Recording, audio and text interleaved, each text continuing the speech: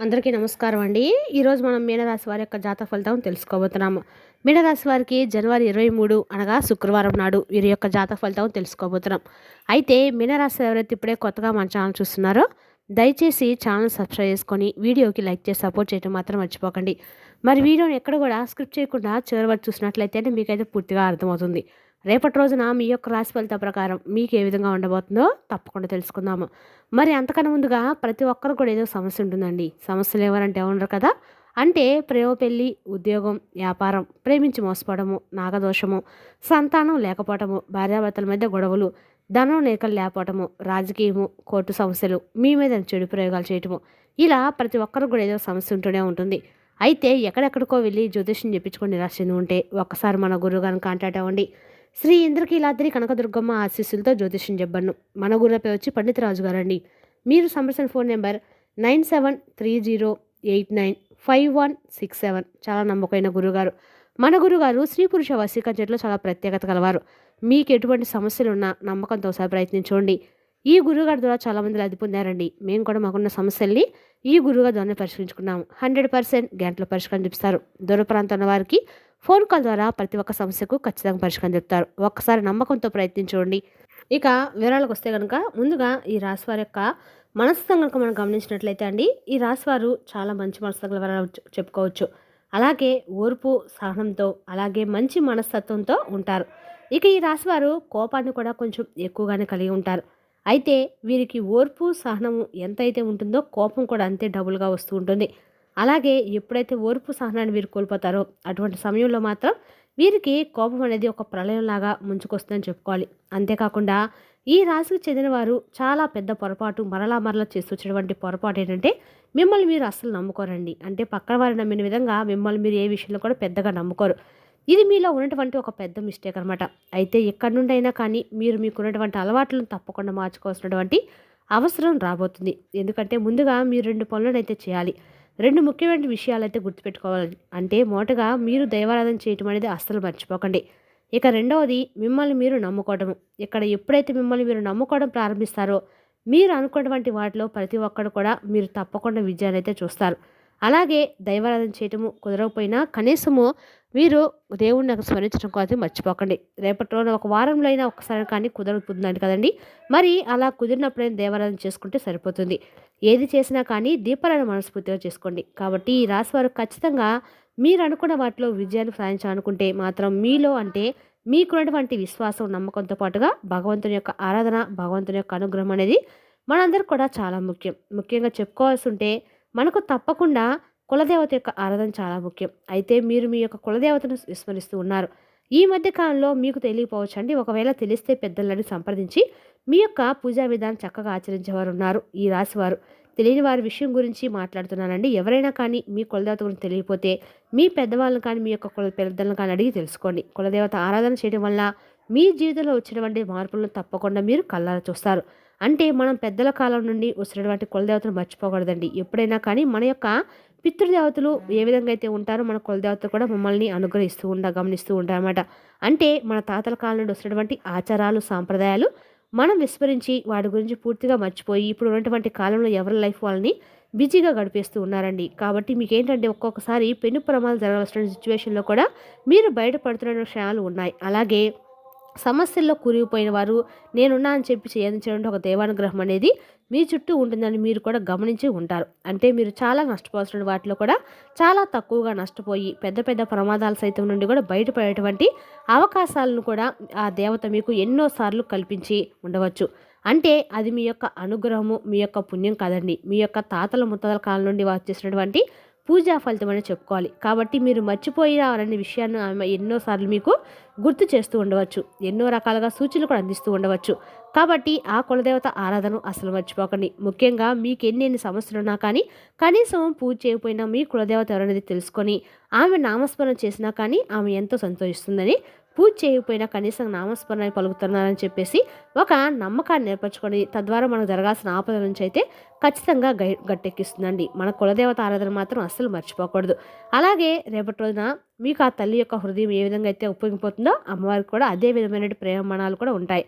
బిడ్డల మీద. కాబట్టి కనీసం ఆమె పేరైనా కానీ తలుచుకుంటే మనస్ఫూర్తిగా పేరు తలుచుకొని దండం పెట్టుకున్నా కూడా సరిపోతుంది. కాబట్టి ఈ విషయాలు మాత్రం అస్సలు నెగ్లెక్ట్ చేయకండి. మీరు తెలియకపోతే మీ పెద్దవాళ్ళని తెలుసుకోండి. మీకున్నటువంటి ఏ సమస్యలైనా కానీ ఇట్టే ధైర్యంతో మీరు పోరాటటువంటి శక్తిని అమ్మవారు మీకు ఇస్తుంది. అలాగే దైవానుగ్రహం అనేది లేకపోతే మీరు ఎంత విజయం సాధించినా కూడా అది వ్యర్థమనే చెప్పుకోవాలి. అలాగే మీరు ఎంత అంటే బలశాలైనా కానీ మీ యొక్క బలం అనేది ధైర్యం కానీ ఇందులో కూడా పనికిరావని చెప్పాలి. కాబట్టి ఈ విషయం గురించి తెలుసుకోండి. భగవంతుని యొక్క ఆరాధన చాలా అంటే చాలా ఇంపార్టెంట్.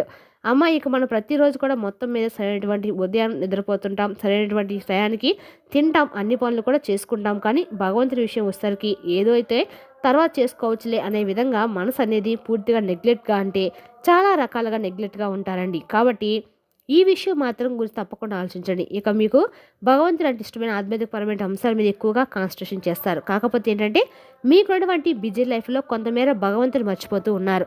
ఇక భగవంతుడు వెంటనే కరిగిపోతారండి. మనకు వరాలను కూడా కురిపిస్తాడు, మనల్ని చూసి జాలి పడతాడు. కాబట్టి ఇప్పుడున్నటువంటి రోజుల్లో మనుషులు నమ్మే కంటే కూడా భగవంతుడిపై నమ్మకాన్ని పెంచుకొని మీ పనులన్నీ కూడా భగవంతుడికి అప్పచెప్పండి. నిర్లక్ష్య భావం చేసే కొద్దీ భగవంతుని యొక్క అనుగ్రహానికి కూడా మీరు కొంచెం దూరం అవుతారని విషయాన్ని తప్పకుండా మర్చిపోకుండా గుర్తుపెట్టుకోండి. ఇక రేపటి రోజు మీకు కొన్ని పనులు ఉన్నా కానీ తప్పకుండా దైవారాధన చేసుకోండి. అలాగే దగ్గరలో ఉన్నటువంటి ఎక్కడేశ్వరి లక్ష్మీదేవి యొక్క ఆరాధన, లక్ష్మీదేవి గుడికి వెళ్ళి చక్కగా అమ్మవారిని దర్శించుకొని రండి. అమ్మవారి యొక్క కటాక్షణ పొందండి. అమ్మవారి యొక్క అనుగ్రహం అనేది మీకు ఖచ్చితంగా కలుగుతుంది. రేపటి రోజు తప్పకుండా మీకు తోడవుతుంది. రేపటి రోజు అన్ని రకాలు కూడా మీ అమ్మవారి యొక్క అనుగ్రహం వల్ల మీకు ఆర్థికంగా బాగా కలిసి వస్తుంది. మీకున్న పనులను కూడా సకాలంగా చేయగలుగుతారు. అలాగే రేపటి రోజు మిమ్మల్ని ముంచేటువంటి విధంగా కొన్ని ప్లాన్లు చేసి మీకు ఏదైనా లేనిపోని మాటలు చెప్పేసి అతి కోపంగా గురయ్యే విధంగా వారి యొక్క ప్రోత్సాహం అనేది ఉండబోతుంది. కాబట్టి వారి యొక్క ప్రోత్సాహాన్ని మీరు ఏమాత్రం లొంగకుండా వారు ఏదైనా చెప్పినా కానీ మీరు అస్సలు టేజీగా అన్నట్లుగా విన్నట్లుగా వదిలేయడం మంచిది. అలాగే వారు చెప్పేటువంటి మాటలను మీ మెడకు ఎక్కించుకొని అవతల వ్యక్తులతో ఎక్కువ కోపడి వాళ్ళతో వీళ్ళతో గొడవలు పెట్టుకునే విధంగా కనుక మీరు గురైతే మితిమీరినటువంటి సంభాషణలు మీరు రేపటి రోజు చేయడం వల్ల ముందు రోజుల్లో మీకు కొంతమంది వ్యక్తుల వలన ఇబ్బందికరమైన పరిస్థితులు ఏర్పడవచ్చు. కాబట్టి ఎవరు ఎన్ని అనవసరమైనటువంటి విషయాలు చెప్పినా కానీ మీరు కోపానికి గురి కాకండి. ఇక కొంతమంది వ్యక్తులు మీ దగ్గరకు వచ్చి మరీ ప్రత్యేకంగా మీకు చేతులు జోడించబోతుందని చెప్పుకోవాలి. ఇక మీకు తిరుగులేదనే చెప్పుకోవాలి. ఇప్పటి వరకు మిమ్మల్ని ఎవరైతే అవహేళన చేశారో, ఎవరైతే మీ పతనాన్ని కోరారో, ఎవరైతే ఇంతకుముందు గతంలో మిమ్మల్ని మోసం చేశారో, ఎప్పుడు చూసినా కూడా మిమ్మల్ని ఎగతాళి చేస్తూ మీరు దేనికి పనికిరా అని చెప్పి నలుగురు ముందు కూడా మిమ్మల్ని అనవసరమైనటువంటి మాటలతో దూషించి మిమ్మల్ని కొంచెం తక్కువగా అంటే తక్కువ పరిచే విధంగా మాట్లాడేటువంటి వ్యక్తులు ఎవరైతే ఉన్నారో ఆ వ్యక్తులే వారే స్వయంగా వచ్చి వారే వచ్చి మీ దగ్గరికి వచ్చి మీ ముందు కూర్చొని ఆ తప్పైపోయిందని చెప్పేసి సమాపనలు చెప్పి వేడుకుంటారు. ఇక మీరు వారు జాగ్రత్త పడాలండి. ఎందుకంటే ఇద్దరు వ్యక్తులు ఇప్పటి నుండి మిమ్మల్ని అన్ని రకాలుగా అంటే ఎంత వాళ్ళు చేతులు జోడించి మరి క్షమాపణలు వేడుకున్నప్పుడు కూడా గతంలో మీకు హాని తలపెట్టినటువంటి వ్యక్తులు కాబట్టి అటువంటి వ్యక్తులు మరలా మీ జీవితంలో రాబోతున్నారు. కాబట్టి వారి గురించి కొంత ఆలోచించాల్సిన అవసరం అయితే ఉంది. గుడ్డిగా మరలా ఆ వ్యక్తులు నమ్మకండి. మీ లైఫ్ నుండి పూర్తిగా బయట పెట్టాల్సిన అవసరం అయితే లేదు. కానీ ఒకసారి మోసపరిచారు, అలాగే అవమానపరిచారు కాబట్టి మిమ్మల్ని కిందకు దిగదార్చే విధంగా ఎన్నో మాటలతో హేళన చేసి మిమ్మల్ని చాలా రకాలుగా అన్ని విధాలుగా కూడా మిమ్మల్ని కొరంగ తీశారు. కాబట్టి అటువంటి వ్యక్తులు మరలా పనికట్టుకొని మరీ మీ జీవితంలోకి వచ్చి చేతులు జోడించబోతున్నారు. అంటే ఖచ్చితంగా వారు ఏదో ఒక ప్లాన్తోనే మీ జీవితంలోకి ఎంటర్ అవ్వబోతుందని గుర్తుపెట్టుకోండి. అంటే ఏదో అవసరం కోసము మీ దగ్గరికి రాబోతున్నారు. కాబట్టి అటువంటి వ్యక్తులు తిరిగి మరలా క్షమాపణలు వేడుకోగానే మీ మనసు వెంటనే కరిగిపోకుండా కొంచెం ఆలోచించండి. వారి యొక్క నక్క వినయాలను మీరు ఏమాత్రం కొంచెమైనా కానీ నమ్మి మరలా మీ జీవితంలోకి వాళ్ళని ఆహ్వానించి మీ బలహీనతల గురించి అలాగే మీ ప్రాబ్లమ్స్ గురించి మీకున్నటువంటి అభివృద్ధి, ఆర్థిక అభివృద్ధి గురించి కనుక వాళ్ళతో షేర్ చేస్తున్నట్లయితే మరలా తిరిగి మీ జీవితంలో మీకు ప్రాబ్లం క్రియేట్ చేసుకున్న వారు అవుతారు. అలాగే రేపటి రోజు ఎటువంటి జాగ్రత్తలు తీసుకోవాలని కూడా తప్పకుండా తెలుసుకుందాం. మిమ్మల్ని ఎవరైనా నమ్మించి మోహించడానికి ప్రయత్నం చేయవచ్చు. కొత్త వ్యక్తులు కాబట్టి కొత్త వ్యక్తుల పరిచయం కొంచెం జాగ్రత్తగా ఉండండి. ఉద్యోగపరీత్యా రేపటి రోజు అద్భుతమైన ఫలితాలు అయితే మీరు ఖచ్చితంగా పొందబోతున్నారు. అలాగే ప్రయాణాలు అనుకూలంగా ఉంటాయి. రేపటి రోజు మీరు పఠించవలసిన నామము ఓం శ్రీ మహాలక్ష్మీదేవి నమః అనేటువంటి మంత్రాన్ని 11 సార్లు తప్పకుండా ఉచ్చరించండి. ఇంట్లో తప్పకుండా దీపారాధన చేసుకోండి. అమ్మవారి ముందు ఖచ్చితంగా నెయ్యి దీపం వెలిగించడానికి ప్రయత్నించండి. బెల్లం ముక్కైన తీపి నైవేద్యం ప్రసాదంగా సమర్పించండి. మీరు అమ్మవారికి సంబంధించిన స్తోత్రాలను పఠించండి. అలాగే అమ్మవారికి సంబంధించిన ఏవైనా కథలు వినడం కానీ మీ మనసుకు అనేది రేపటి పూర్తిగా ప్రశాంతంగా ఉంటుంది. అలాగే ఎవరు ఏదైనా కానీ చెడు విషయాలను మీ దగ్గర తీసుకొచ్చినా లేదంటే పనికి మాలిన విషయాల గురించి చర్చించినా కూడా మీరు అక్కడి నుండి విస్మరించడం అయితే మంచిది. అలాగే రేపటి రోజున కొంతమంది వ్యక్తుల ద్వారా మీరు మంచి ప్రశంసలు కూడా పొందుతారు. అంటే మీరు ఎవరి ముందైతే ప్రశంసలు పొందాలని చెప్పి కలలు కన్నారు. అటువంటి వ్యక్తుల ముందు మిమ్మల్ని మీరు నిరూపించుకునే విధంగా రేపటి రోజున కొంతమంది వ్యక్తుల ముందు మీరు శభాష్ అనే విధంగా మంచి ప్రశంసలు అయితే మీరు తప్పకుండా పొందుతారు. ఈ విధంగా అయితే రేపటి రోజున ఈ రాశి వారికి, అన్ని రంగాల వారికి కూడా సానుకూలమైన మార్పులు అయితే ఖచ్చితంగా కనిపిస్తున్నాయండి.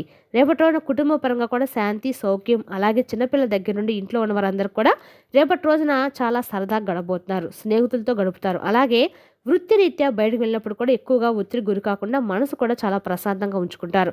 అలాగే మంచి శుభకార్యాలు, అలాగే ఏదైనా శుభకార్యాలకు సంబంధించిన చర్చలు కూడా జరుపుతారనమాట రేపటి రోజున. రేపటి రోజున మీకు అద్భుతంగా, సానుకూలంగా, కొంచెం మీకు ప్రతికూలమైన సమయం చాలా తక్కువగా ఉంది. ఆ సమయంలో కూడా మీరు కొంత ఒత్తిడికి గురి కాకుండా ఉండాలంటే మాత్రం దైవారాధన చేసుకోవడము మరింత మంచిది.